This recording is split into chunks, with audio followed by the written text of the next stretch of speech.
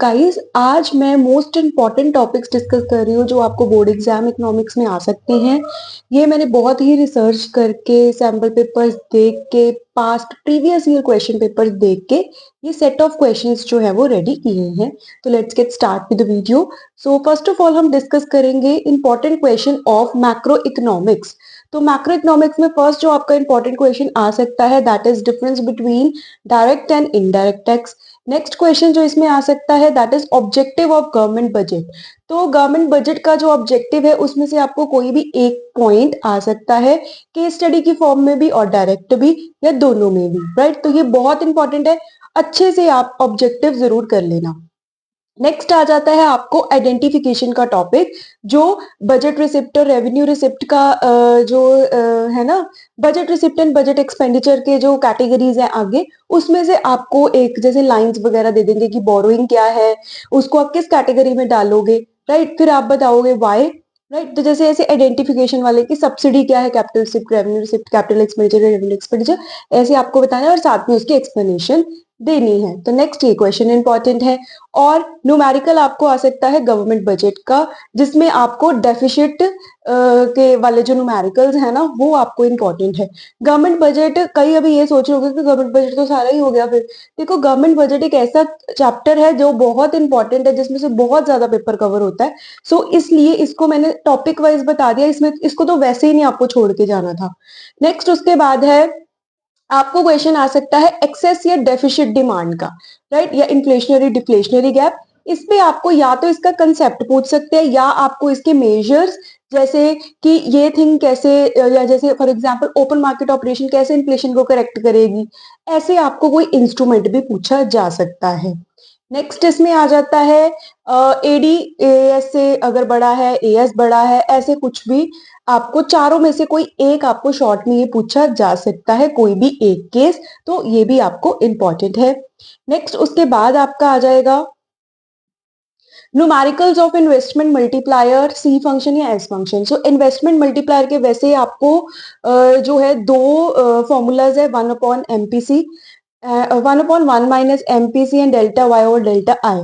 तो इन दोनों फॉर्मूला से रिलेटेड आपको न्यूमेरिकल आ सकता है। और सी फंक्शन एस फंक्शन का तो एक जो न्यूमेरिकल हमेशा स्कूल्स में भी आपको आता ही होगा, जो है कैलकुलेट द नेशनल इनकम, जिसमें सी फंक्शन लगाना होता है, राइट। और एडी का फॉर्मूला लगता है, AD is equals to C bar plus B Y plus I.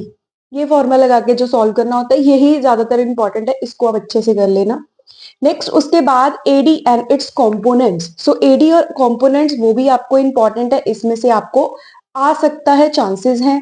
Then after that derivation आपको आ सकती है किसकी, आपको डेरिवेशन आ सकती है, derivation of S function from C function, right. तो ये क्वेश्चन आपका इंपॉर्टेंट है। नेक्स्ट आ जाता है आपका मनी क्रिएशन। सो मनी क्रिएशन से रिलेटेड भी आपको क्वेश्चन जो है वो इंपॉर्टेंट है।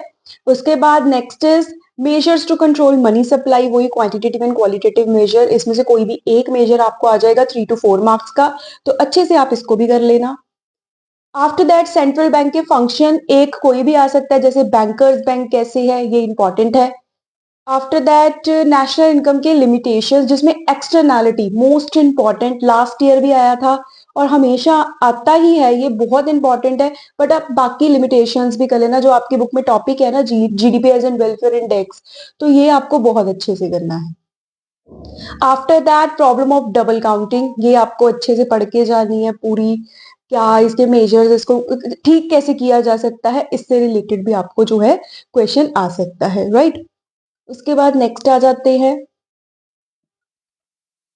और कौन कौन से टॉपिक्स हैं। मीनिंग आपसे पूछा जा सकता है, मिक्स्ड इनकम का मीनिंग बताओ। मेथड्स नेशनल इनकम के, वैसे मेथड्स जो है ज्यादातर पहले प्रैक्टिकल ही आता था, बट अभी क्या है कि मेथड्स पे ना ऐसे पूछ लेते हैं कि ये मेथड के स्टेप्स बता दो, इनकम मेथड के स्टेप्स बताओ। तो ऐसा भी एक क्वेश्चन आ सकता है, चांसेस है, इस बार सैम्पल पेपर्स में देखने को मिला है। और आपको जो इसके जो मेथड्स है, इसके आपको प्रिकॉशंस कर लेने हैं अच्छे से, राइट। प्रिकॉशन से रिलेटेड इनडायरेक्ट क्वेश्चंस बहुत आते हैं। नेक्स्ट आपको सब सीधा क्वेश्चन आ सकता है, subsidies to a producer, transfer payment है या नहीं, कमेंट करो। उसके बाद डिफरेंस आ सकता है आपको डिवैल्यूएशन या डेप्रिसिएशन का, रिवैल्यूएशन एप्रिसिएशन, इनमें से कोई एक डिफरेंस आने के चांसेस है इनडायरेक्ट फॉर्म में, केस स्टडी की फॉर्म में। Then next types of foreign exchange आपको आ सकता है, fixed manage floating and all, ये वाले आपको कोई भी एक पूछ सकते हैं, ये भी आपको केस स्टडी की फॉर्म में आ सकता है आइडेंटिफाई करने के लिए। आफ्टर दैट आपका इंपॉर्टेंट है ऑटोनॉमस एंड अकोमोडेटिंग ट्रांजेक्शंस, ये आपको अच्छे से करना है। कुछ चीजों के मीनिंग करने हैं, जैसे अनइंटेंडेड एक्यूमुलेशन ऑफ इन्वेंट्रीज कौन सी होती हैं, इफेक्टिव डिमांड प्रिंसिपल क्या है ये, और एक डायरेक्ट क्वेश्चन जो आपको आता है 3 मार्क्स का, बहुत प्रीवियस ईयर्स में भी है, national highway is a private good because funded by the taxes, you have to comment on this, it's a defend or refute। तो ये आपको क्वेश्चन बहुत अच्छे से प्रिपेयर कर लेने हैं। आंसर्स मैं अभी इसके नहीं बता रही क्योंकि ये क्विक वीडियो है, जस्ट एक इंपॉर्टेंट क्वेश्चंस बताने की। उसके बाद बात कर लेते हैं हम इंपॉर्टेंट क्वेश्चन इंडियन इकोनॉमी के कौन कौन से हैं। तो इंडियन इकोनॉमी में अगर मैं बात करूं, सबसे पहले on the eve of independence में से आपको फीचर्स अच्छे से कर लेने की इंडियन इकोनॉमी के फीचर्स क्या है। उसके बाद आपको ये कर लेना है कि हैंडीक्राफ्ट की डिमांड क्यों डिक्लाइन हुई थी, रीजंस बताने हैं उसके। India exporter of agriculture product क्यों था on the eve of independence के टाइम में, ब्रिटिशर के टाइम पे इंफ्रास्ट्रक्चर कैसे था, और सबसे इंपॉर्टेंट पॉजिटिव इंपैक्ट क्या रहा ब्रिटिशर्स का। इसमें से एक और क्वेश्चन है जो मैं यहाँ पे लिखना भूल गई हूँ, वो बहुत इंपॉर्टेंट है। दैट इज जो है ना आपका कि फॉरेन ट्रेड की पोजीशन कैसी थी, सरप्लस था foreign trade but it is not for the benefit of the country, comment on this. तो ये क्वेश्चन बहुत इंपॉर्टेंट है। ये सेकंड आपको ये आ सकता है कि वो जो सरप्लस ट्रेड था उसकी मनी कहाँ पे यूज की जाती थी, तो ये भी आपको अच्छे से कर लेना है। उसके बाद ह्यूमन कैपिटल फॉर्मेशन पे आ जाते हैं। इस पे आपको एजुकेशन पे क्वेश्चन आ सकता है कि एजुकेशन का रोल, इंपॉर्टेंस, या फीमेल एजुकेशन, या स्टिल अभी फार क्राई क्यों है एजुकेशन, अभी भी एजुकेशन को क्या चैलेंजेस फेस करने पड़ रहे हैं, तो ऐसा कुछ क्वेश्चन आपको आ सकता है। उसके बाद हेल्थ केयर से रिलेटेड आपको क्वेश्चन आ सकता है कि गवर्नमेंट का रोल क्या है हेल्थ केयर में, हमारे यहाँ पे हेल्थ केयर की पोजीशन क्या है, तो इस तरह सा क्वेश्चन आपको जर्नल एक आ सकता है। उसके बाद आपको ह्यूमन कैपिटल फॉर्मेशन के रोल प्रॉब्लम्स कर लेने हैं।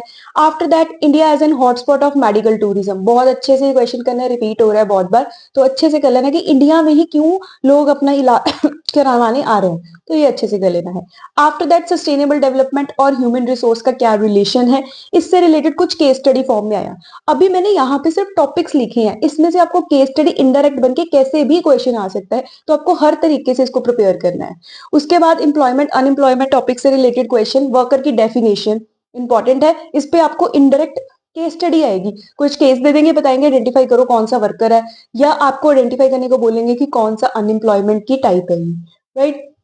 इसमें आपको मेजर्स कर लेने अच्छे से कि गवर्नमेंट ने क्या मेजर्स लिए हैं so as to correct unemployment, तो ये अच्छे से कर लेना। और last, how self employment has a role of employment generation, तो ये अच्छे से आपको क्वेश्चन कर लेना है।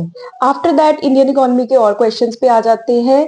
एक चीज और बहुत इंपॉर्टेंट जो मैंने पहले ही बतानी थी बट मैं भूल गई, कि ये जो सेट ऑफ क्वेश्चंस है ये तो आपको अच्छे से करने ही करने हैं, बट इसी के साथ आपको अपना जो लेटेस्ट सैंपल पेपर है वो पूरा करके जाना है, अच्छे से करके जाना है, उसके एमसीक्यू भी नहीं छोड़ने आपको, राइट। तो ये साथ में करते हुए और आपको ये जो इंपॉर्टेंट टॉपिक्स है ये अच्छे से कर लेना है, इसी वजह से एग्जाम आ जाएगा, क्योंकि ये सैंपल पेपर्स प्रीवियस ईयर से कलेक्ट करके कंबाइन करके इवेलुएट करके ही ये क्वेश्चंस बनाए गए हैं, राइट। तो ध्यान से आप इसको कर लेना। सो नेक्स्ट और क्वेश्चंस पे आ जाते हैं। Next question, by more job creation in formal sector then informal sector, information लिखा है थोड़ा मिस्टेक है, इनफॉर्मल सेक्टर, ये आपको डायरेक्ट क्वेश्चन आ सकता है, ये प्रिपेयर करके जाना। Then next, India as an outsource destination, बहुत इंपॉर्टेंट क्वेश्चन, ये भी बहुत ज्यादा आता है। नेक्स्ट, क्यों रेगुलर सैलरी लोग जो हैं वो ज्यादा अर्बन एरियाज में हैं, इस पे क्वेश्चन आ सकता है। और भी कुछ टॉपिक्स हैं जैसे डाइवर्सिफिकेशन के कुछ टाइप्स, जैसे वो जो आपका टॉपिक है ना चैलेंजेस वाला, रूरल डेवलपमेंट में इमर्जिंग चैलेंजेस, बेसिकली ये वो है डाइवर्सिफिकेशन। तो आप इसमें जो वो टाइप्स है ना एनिमल हस्बेंड्री एंड ऑल, तो वो वाला ये टॉपिक कवर कर रहा है, हॉर्टिकल्चर, तो वो अच्छे से आप करके जाना। After that, how India transform using IT, IT के थ्रू इंडिया कैसे ट्रांसफॉर्म हो रही है इसके बारे में बात कर देनी है, क्योंकि इंडिया का IT sector is very strong. Next, comment on agriculture, एक सब्सिडी है या वर्चू है, सॉरी एग्रीकल्चर सब्सिडी एक वाइस है या वर्चू है, तो आपको कमेंट करना ये होना चाहिए या नहीं होना चाहिए। मैंने ये सारे टॉपिक्स नोट्स में करवाए हैं, आप अच्छे से वहां से कर सकते हो, राइट। इंडियन पे भी पूरी मैंने पूरी इंडियन की वीडियो डाली है, राइट। और दूसरा अपना जो है मैक्रो पूरी रिवाइज मैंने करवाई है, सारे टॉपिक्स आपको वहां पे मिल जाएंगे, कहीं और जाने की जरूरत नहीं है। डिस्क्रिप्शन में मैं दोनों का लिंक डाल दूंगी, आप वहां से प्रिपेयर कर सकते हो। आफ्टर दैट रूरल क्रेडिट के सोर्सेज जिसमें नाबार्ड और सेल्फ हेल्प ग्रुप्स, ये ज्यादा इंपॉर्टेंट है आपको। आफ्टर दैट एग्रीकल्चर मार्केटिंग के डिफेक्ट्स, और एग्रीकल्चर मार्केटिंग का मीनिंग भी आप जरूर कर जाना, जो है ना gathering, storing, packaging and all, notes में करवाया, आप वहां पे देख सकते हो। कैरिंग कैपेसिटी पे क्वेश्चन आ सकता है आपको इन्वायरमेंट वाले चैप्टर में से। इंपोर्ट सब्सटीट्यूशन पे आ सकता है। इनवर्ड लुकिंग ट्रेड स्ट्रेटेजी जो है हमारी। लैंड रिफॉर्म्स बहुत इंपॉर्टेंट, ये अच्छे से करके जाने हैं। आफ्टर दैट ऑर्गेनिक फार्मिंग, उसके फायदा क्या है, बहुत हर बार आता है, ये भी बहुत इंपॉर्टेंट। उसके बाद कॉमन गोल, कोई भी एक कॉमन गोल आ जाएगा, वो है ना आपको मॉडर्नाइजेशन, जीडीपी ग्रोथ, इसमें से क्वेश्चन आ सकता है। वन चाइल्ड पॉलिसी इंडिया की क्या है, ओह सॉरी चाइना की, ये अच्छे से। और लास्ट क्वेश्चन आप इसमें से आई गेस और होंगे, लास्ट तो नहीं है, नहीं लास्ट ईयर, ठीक है। तो लास्ट क्वेश्चन आपका कौन सा था, पीछे चला गया। So why non Why why non-farmer income increase by government in rural areas? ये नॉन, नॉन होगा, नॉन, NON वाला, ये दूसरा नॉन लिख दिया यहाँ पे। थोड़ी टाइपिंग एरर हो गया यहाँ पे। तो यहाँ पे है वाई नॉन फार्म इनकम, मतलब जो फार्मिंग से रिलेटेड नहीं है, non farm income increase by government in rural areas. तो रूरल एरियाज में नॉन फार्म एक्टिविटीज के लिए क्यों जो है गवर्नमेंट इनकम के सोर्सेज इंक्रीज करते हैं, you have to comment on this. और इसी के साथ आप सस्टेनेबल डेवलपमेंट की स्ट्रैटेजीज, ओजोन डिप्लीशन, ये थोड़ा बहुत ऊपर ऊपर से पढ़ जाना। कहने का मतलब मैंने नोट्स में जो करवाया है, जो मैंने वन शॉट डाला है इंडियन इकोनॉमी का, तो आप वो अच्छे से कर लो। और मैक्रो की जो मैंने रिवीजन करवाई है पूरी चैप्टर वाइज, प्लेलिस्ट है पूरी, आप जाके चेक कर सकते हो वहां से, प्लस ये क्वेश्चंस और कुछ MCQ मैंने करवाए हैं इंडियन के। मैक्रो के आपको एक आधे दिन में और मिल जाएंगे। इसके अलावा कुछ करने की जरूरत नहीं है। अगर आपने कुछ नहीं पढ़ा तो मेरे अकॉर्डिंग आप ये कर जाओ, बहुत अच्छा आप स्कोर कर लोगे। अबाउ 60-65 तो आराम से आ जाएंगे, मे बी इससे ज्यादा भी आ जाए। राइट, तो ये वीडियो सबके लिए है, ये नहीं है कि सिर्फ मैं पास वाले लोगों के लिए, जिन्होंने कुछ नहीं पढ़ा उनके लिए ही बना रही हूँ। सबके लिए, सब इसको पढ़ो, इंपॉर्टेंट टॉपिक्स है, बहुत टाइम लगा के ये मैंने बनाए हैं। तो होपफुली अच्छी लगी होगी वीडियो, काम आएगी आपकी ये वीडियो, इसमें से पेपर आ जाए। मुझे तो लगता है इसमें से आएगा, डेफिनेटली आएगा, इसी में से आएगा। Right? So hope for the best and thank you so much guys and keep smiling always.